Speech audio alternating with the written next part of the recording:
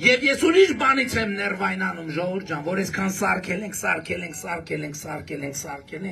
բայց հələ այնքան սարքելու բան կա, որովհետև իրանք այնքան են թալանել, որ 8 տարի է վերադարձնում ենք, դե ծերը չի երևում, բայց մենք այս ճանապարհով գնալու ենք մինչև վերջ, եւ ինչպես ասել եմ, Սերժին, Ռոբերտին, եւ Կալուգացուն, եւ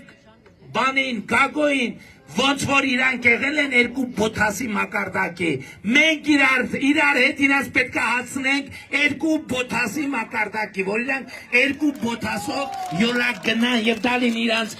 բարեկեցության բարձրակետը։ Ավելին ասեմ,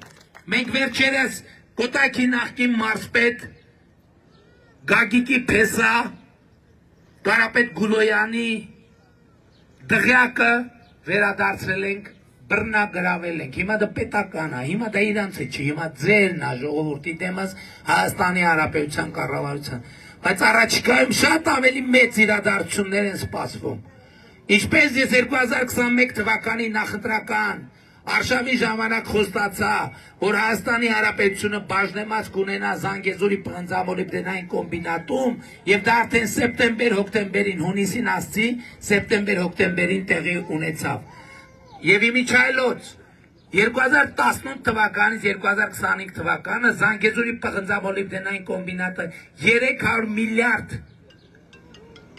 դրամ ավել փող է վճարել պետական բյուջե, 300 միլիարդ, այդ փողերով է, որ մենք առողջության ապահովագրություն ենք անում, այդ փողերով է, որ մենք թոշակ ենք բարձրացնում։ Եվ առաջիկայում ես ասում եմ, որ Արարատ ցեմենտ գործարանը նույնպես որպես Գուլոյան, Ծառուկյան